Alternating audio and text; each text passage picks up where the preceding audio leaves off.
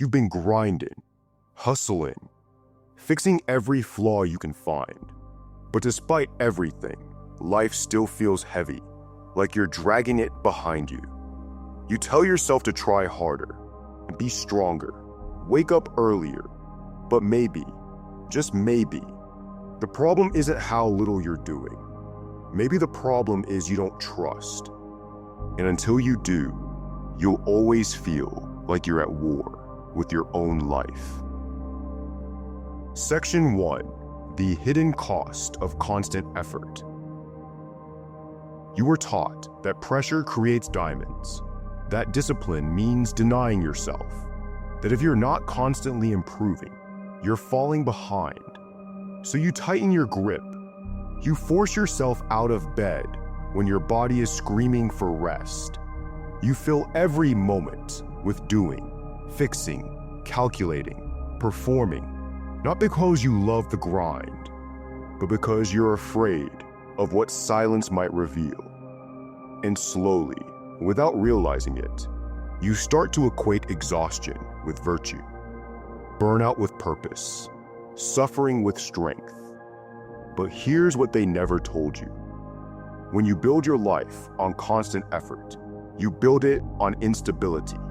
Because effort by itself is unsustainable. No one can run forever, and deep down, you know it. That's why you're always anxious. Why rest feels like weakness. Why you're terrified to slow down. You've mistaken survival for success. You've mistaken fear for focus. And the scariest part, you've done it for so long, it feels normal. You see other men slowing down and think they're falling off. You hear words like alignment and think it's soft. You feel your own body breaking down and whisper, just one more push. But how much longer can you push? How many more years will you sacrifice at the altar of urgency before you realize the cost? Because there is a cost. The version of you who used to feel joy, who used to breathe without tension, who used to look at life with wonder, not calculation, that version is slipping away. And here's the hard truth most men never face. Trying harder isn't always the answer. Sometimes it's the problem, because trying harder often means you don't trust. You don't trust your timing. You don't trust your worth. You don't trust that what's meant for you will find you without being forced. So you overcompensate. You chase people. You chase perfection. You chase peace like it's hiding in the next achievement. But what if peace was never something to chase? What if it's what's left when you stop running? When you stop forcing, stop controlling, stop proving?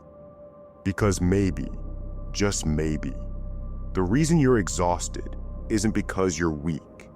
It's because you spent your whole life gripping something that was never meant to be held so tightly. And that grip, that's what trust is here to soften. Section 2. Trust is not surrender, it's power. Trust is one of the most misunderstood powers a man can develop. To the untrained mind, it looks like weakness, like passivity, like giving up control. But the wise know better. Trust is not surrendering to chaos. It's aligning with order, not the order of the world outside you, which is unpredictable and temporary, but the order within you, the part that knows what is yours will come, and what is not will fall away. The Stoics called it logos, the rational structure of the universe. To trust is to stop resisting that order, to stop fighting time, people, outcomes, and the silence between them. It's not an action.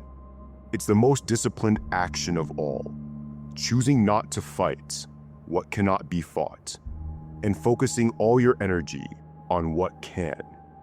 You can control your choices, your responses, your presence. That is your power.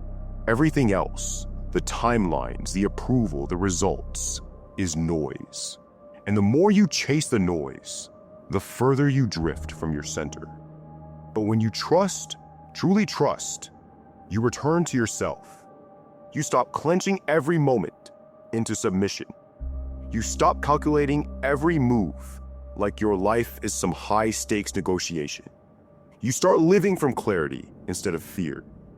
Because here's what most men never realize. Panic is not power. Control is not confidence. Desperation is not discipline. Trying to control everything around you is a betrayal of what's within you. Real strength is the ability to remain grounded when nothing is certain, to act with intention, even when results are delayed, to be still, not because you're stuck, but because you finally trust that motion without alignment is wasted energy. And that's when your life starts to shift, not because you pushed harder, but because you stopped pushing against yourself. Section 3. Trust changes your results without you forcing them. There's a shift that happens when a man begins to trust. He stops chasing people who drain him, stops explaining himself to those who never really listen, stops begging life for crumbs of validation just to feel like he matters.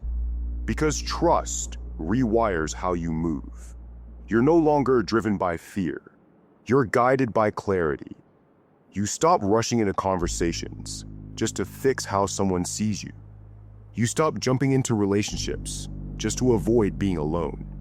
You stop taking jobs, roles, titles that look good on the outside, but kill you slowly on the inside.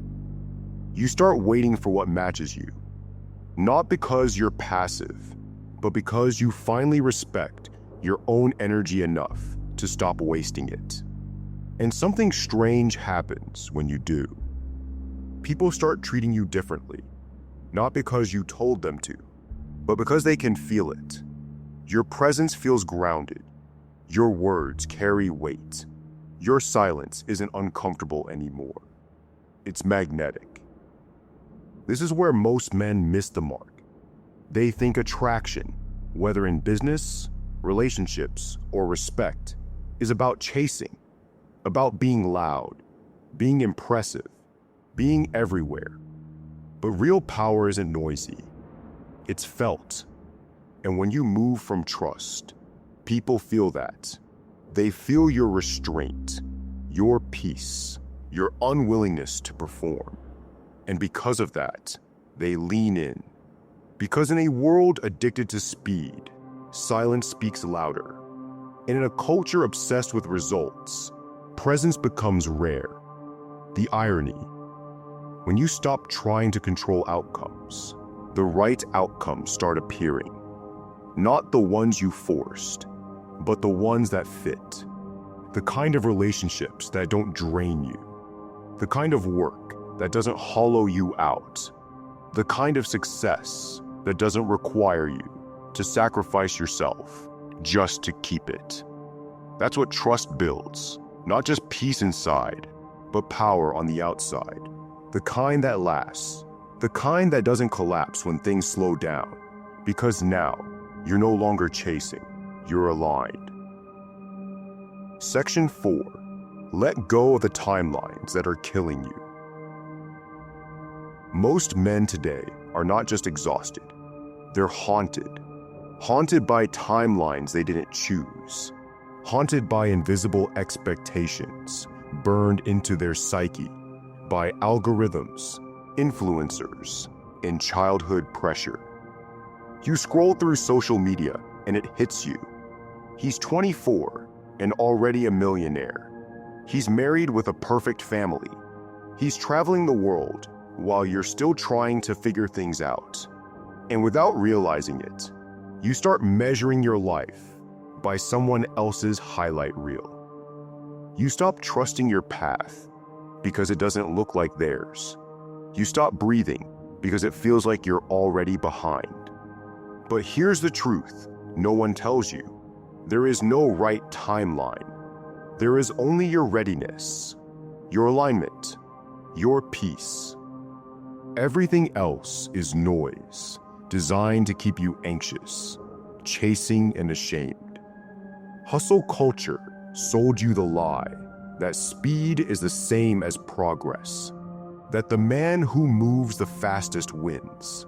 But what good is speed if you're sprinting in the wrong direction? You've been conditioned to believe that rest is laziness, that slowness is weakness, that silence is failure. So you keep rushing, forcing, performing, because stopping feels dangerous. But stopping is exactly where clarity begins. When you let go of the fake timelines, you stop asking, "Why haven't I made it yet?" and start asking, "What's the rush?"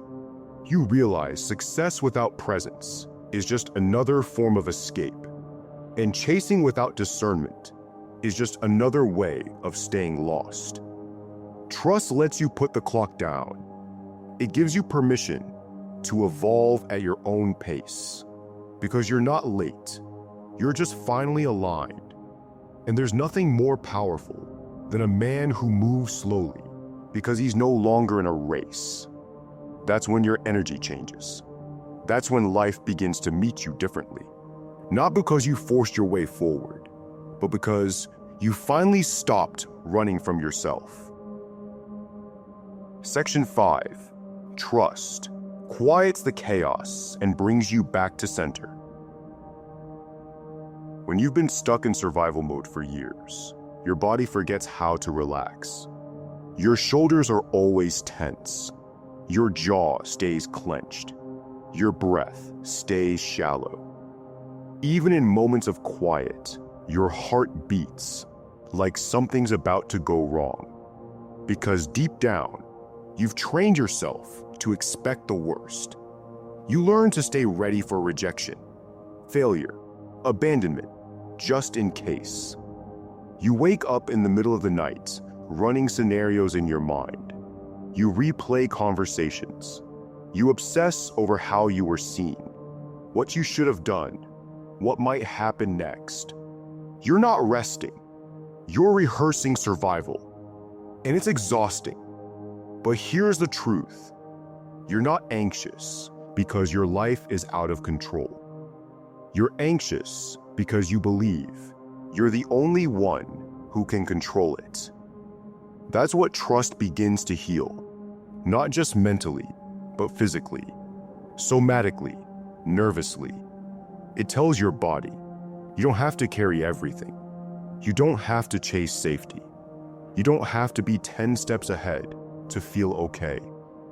You breathe deeper, not because the world changed, but because you stopped gripping it. Your jaw softens.